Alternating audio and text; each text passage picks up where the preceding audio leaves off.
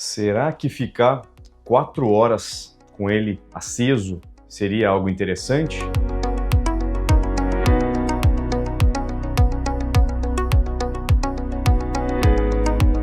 Olá, meu nome é Bruno Vedovato, sou médico urologista e hoje eu vou falar de um tema meio espinhoso, felizmente não tão comum, mas que é válido, principalmente para aqueles que muitas vezes se automedicam para problema de ereção. Então a gente vai falar hoje de uma condição chamada priapismo. Tá? Então o que é o priapismo? Nada mais é do que uma ereção prolongada e que dure mais que 4 horas, tendo sido iniciada pelo estímulo sexual ou não. Então, via de regra, trata-se de uma ereção patológica, uma ereção que é nem um pouco saudável. E a gente divide didaticamente os priapismos em priapismos de baixo fluxo ou isquêmico e tem o priapismo de alto fluxo ou não isquêmico, tá? E existe também um outro tipo que é o priapismo intermitente. Por ser muito mais frequente em relação entre um e outro, a gente vai falar hoje sobre o priapismo isquêmico ou de baixo fluxo. Então, o que acontece? O que faz um indivíduo a ficar 4 horas ou mais com o pênis em ereção, sem conseguir obter aí a detumescência, sem conseguir fazer ele voltar para o seu estado de flacidez? Para isso, a gente precisa só dar uma passada rápida em como a ereção ela acontece. A partir do momento que há o estímulo sexual ou não, enfim, numa ereção matinal, por exemplo, que não é mediada por estímulo sexual, basicamente existe um vasorrelaxamento das artérias penianas, tá? Isso permite um influxo, né, uma entrada de sangue para o pênis e que, em última análise, vai, por pênis ser um espaço ali, os corpos cavernosos, que são as estruturas do pênis que se enchem de sangue, ser uma estrutura contida, uma estrutura limitada, então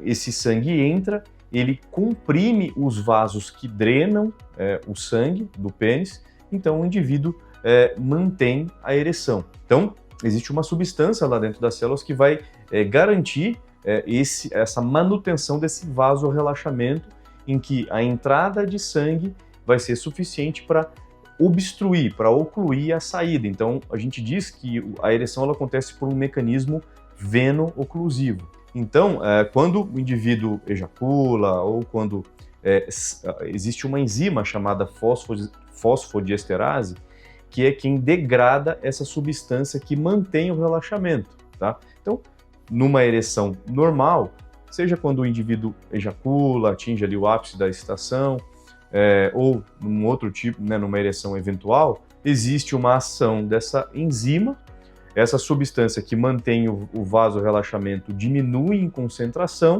os vasos que estavam antes permitindo o fluxo de sangue para dentro do pênis, eles diminuem o seu calibre, e isso dá vazão, dá espaço para que o sangue então seja drenado do pênis e o pênis volte para o seu estado de flacidez, tá? Então basicamente é isso. Na ereção patológica, no priapismo, o que acontece? Existe um desequilíbrio desses fatores e aí o sangue entra, mas não sai, a ponto de aumentar a pressão ali dentro desse sistema, em que deixa de entrar muito sangue, existe uma diminuição importante ou uma ausência de fluxo arterial. E cria-se um ambiente ali desfavorável à ação dessa enzima. Então você perpetua a ereção, você mantém a ereção por um tempo ali indefinido até que algum tipo de tratamento seja realizado, tá? Então, esse tipo de ereção é uma ereção que, comumente, o paciente se apresenta com dor, né? O paciente tem dor, essa ereção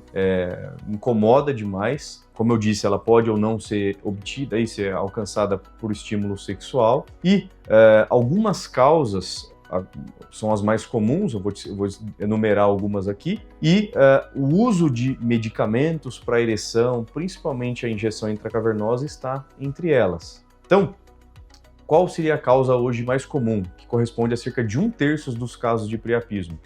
É uma doença do sangue, uma doença chamada anemia falciforme, em que, por questões relacionadas ali à viscosidade do sangue, a hemólise que a gente fala, né, a quebra da célula de sangue, existe uma dificuldade de de fluxo, de saída, e aí essa ereção se torna persistente. Até tem estudos feitos em clínicas que cuidam desses pacientes, isso na Europa, que mostram que a chance de um indivíduo com essa doença, anemia falciforme, a doença falciforme, dele ter priapismo ao longo da vida chega a ser até de 42%. Então é a principal doença que se relaciona a essa ereção prolongada e patológica. Agora, existem outros fatores que até são, no nosso dia a dia, tendem a ser comuns também, tá? Então, um deles é o uso de drogas, tá? Maconha, cocaína, o próprio álcool pode precipitar. O uso indevido de medicamentos orais, recreativos, muitas vezes o indivíduo ele vai ali para uma festa e tudo mais, ele acaba consumindo outros tipos de droga ali e está sob efeito da medicação, então a ação conjugada desses dois itens, desses dois fatores, facilita com que esse paciente evolua para um priapismo. Muitas vezes são pacientes sob o uso de algum tipo de antidepressivo ou algum anticoagulante ou medicamentos que interferem na pressão. Tem casos também de relação de uso de alfa-adrenérgico, alfa-bloqueador, é uma medicação que comumente a gente usa para próstata, para pacientes com crescimento benigno da próstata, e como é uma faixa etária que muitas vezes tem problema de ereção, o uso conjugado de, por exemplo, injeção intracavernosa, existe um tipo de tratamento para problema de ereção em que você aplica uma injeção direta no pênis para que se obtenha a ereção, tá? Então, quando você conjuga isso mais esses outros medicamentos, você também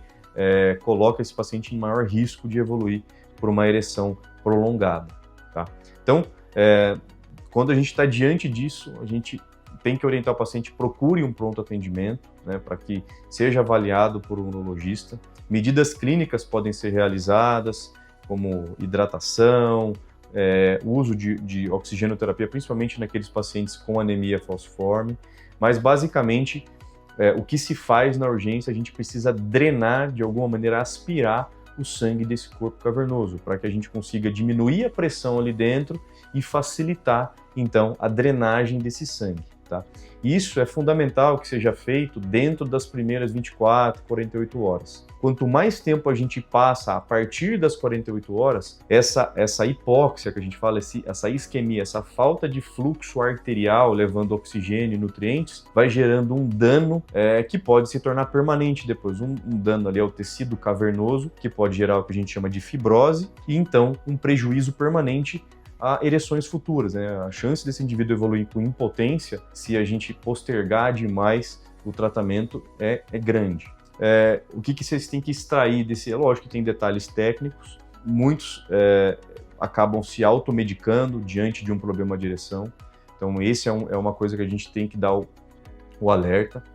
A gente sabe que o uso de medicamentos orais para ereção raramente por si só cursam com essa condição. É até descrito em bula a possibilidade disso acontecer, mas felizmente são raros. O uso dos medicamentos injetáveis, injeção intracavernosa, sim, né, de cada 100 pacientes, em torno de 5 podem ter essa complicação, então é um pouco maior, mas a gente sabe que o uso recreativo tem sido cada vez mais frequente, né?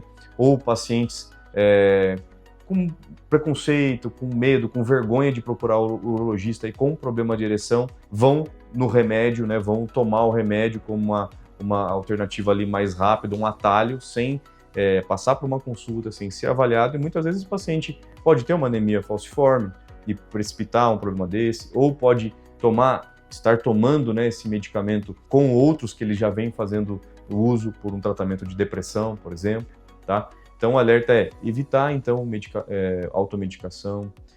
Se tiver problema de ereção, procure ajuda, né?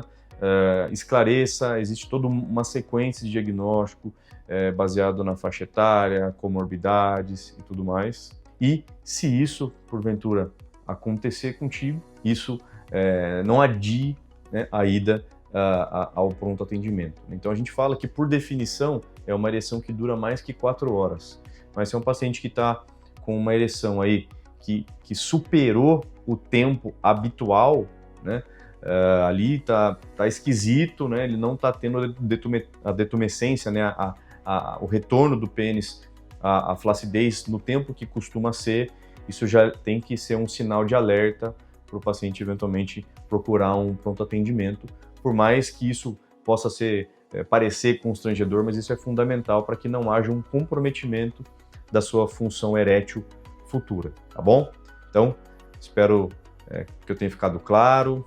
Como sempre, fica o convite aqui para você se inscrever no canal, tocar no sininho aí para ativar as notificações e receber em primeira mão os vídeos novos. E também me siga lá no Facebook, Instagram, sempre tem bastante interação, caixinha de pergunta, mais conteúdo também lá para vocês.